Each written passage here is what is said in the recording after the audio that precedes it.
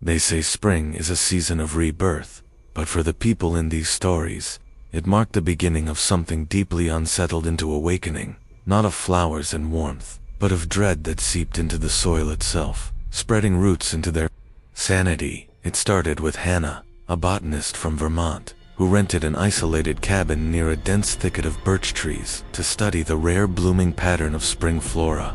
But after a few nights, she began hearing something in the woods that mimicked her voice perfectly, called her by name in the exact tone she used when leaving voicemails for her mom. It escalated to the point that the mimicry wasn't just vocal but behavioral. She'd find muddy footprints by the bed that mirrored her gait.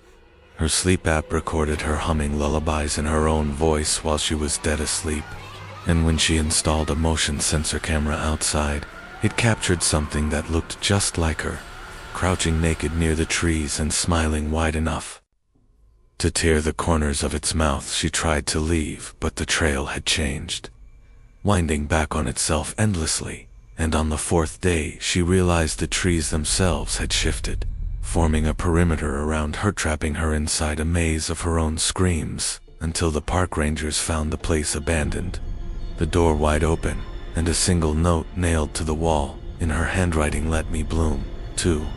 Then there was Marcus, a delivery driver in rural Oregon, who picked up extra shifts during the spring festival season, often driving through flower-choked neighborhoods to drop off packages. But one address kept recurring: 1919 Hollowbrook Road, a house that didn't appear on GPS, but still somehow placed orders for soil bags, fertilizer, and strange things like bone meal and nightshade concentrate. The one time he tried to leave the box at the porch, he turned around to find it back in his truck, and after attempting delivery 3 more times, he saw a woman in a tattered standing motionless behind the window, mouth wide open, like she was inhaling silently, her face unnervingly pale, except for a trail of maroon dripping from her left nostril. When he finally stepped inside to confront whoever kept returning the package, he found the entire first floor filled waist-deep in soil, gardening tools dangling from the ceiling, and vines that actually moved. He blinked, like they were adjusting to the presence of light. The last footage from his truck's dash cam showed him sprinting back to the vehicle, screaming, but tripping at the edge of the driveway, where roots snagged his ankles like hands. Reaching out of the earth, was never seen again, though every spring, new seed packets are delivered to his old address, marked from home. And don't forget the story of Leah and Trina, college roommates who decided to take a road trip through Appalachia during spring break, booking a stay at a picturesque farm they found on an obscure travel site boasting the most peaceful sunrise in the east. But they quickly noticed the place was too quiet. No birdsong, no rustling leaves, just a hum in the air, like an enormous tuning fork under the soil. The farmer, a sun-weathered woman named Ruth, told them not to go near the orchard at night because they bloom better in silence.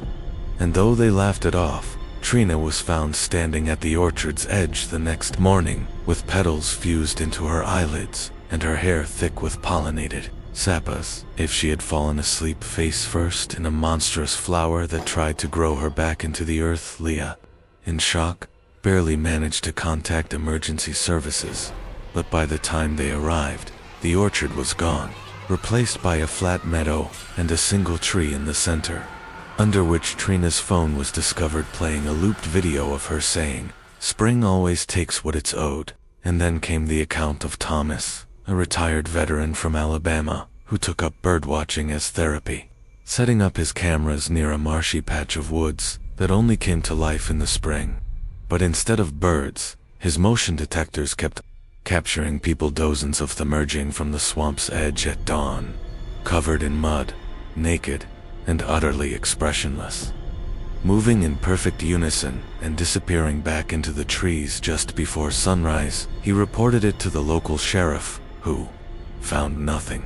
So Thomas installed heat sensors, night vision, and even drones, which all picked up the same thing: blank, mud-caked figures, mimicking his posture and returning to the same spot where, years earlier, a mass grave of Civil War soldiers had been unearthed during a construction project. that was later abandoned one night.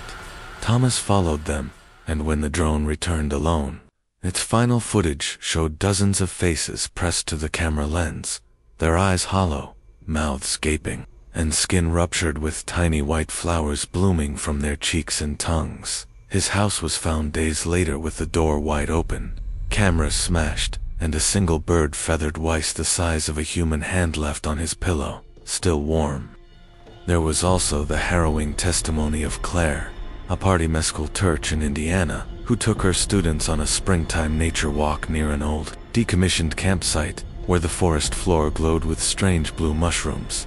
But halfway through the hike, the children began acting oddly synchronized, finding each other's sentences, humming the same eerie tune, and pointing toward the woods in unison at nothing visible. One boy, Jeremy, vanished for a full 7 minutes and returned with his clothes damp and his eyes rolled back, whispering "We're all in bloom" over and over until his voice cracked and his mouth bled. Claire tried to rush them back to the bus, but found herself walking in circles. Trail had become a labyrinth of repeating trees, and the compass on her phone spun like mad. Eventually they found their way out, but none of the kids ever spoke again at a word, just humming. And the only thing recovered from Jeremy's backpack was a moldy Polaroid photo of a smiling woman, holding hands with 13 identical children, all of them faceless except for Jeremy. And perhaps, most chilling of all, was the report from Neil, a solitary widower from Nova Scotia who maintained a greenhouse as a tribute to his late wife's love for springtime blossoms, particularly roses. But after planting a new hybrid bulb, he received anonymously in the mail a bulb labeled simply "Resurrected," began to hear his wife's voice in the rustle of leaves, and smell her perfume when the wind passed through the greenhouse at night. He thought he was losing it, until one night, he saw her reflection in the Glasselder but unmistakably hermithing, "Help me," before disappearing into the darkness of the soil beneath the rosebeds. Driven to desperation, Neil began digging, convinced she had returned, and neighbors reported seeing him shirtless and covered in mulch under the moonlight, whispering sweet nothings to the dirt like it could talk back. Weeks later, authorities found the greenhouse in total ruin, and in its center, a massive blooming rose with petals made of what appeared to be stretched human skin. Its center, pulsing like a beating heart. DNA tests on the petals matched not only his wife but Neil himself. So while spring might mean flowers and fresh starts for most, for those in these stories, it meant watching the world open up, not in joy but in unspeakable terror. The air may smell sweet, the rain may warm the ground, but somewhere beneath that soft green carpet is something waiting to wake something that doesn't care how loud you scream, only how well you'll bloom when your time comes. If these chilling tales made you question what really awakens in spring, you're not alone. Don't let these stories fade into the shadows like the video to keep them alive. Subscribe for more terrifying true encounters, and comment below if something strange has ever happened to you when the flowers started to bloom. Share this with someone who thinks spring is safe and remind them, sometimes the scariest things grow in daylight.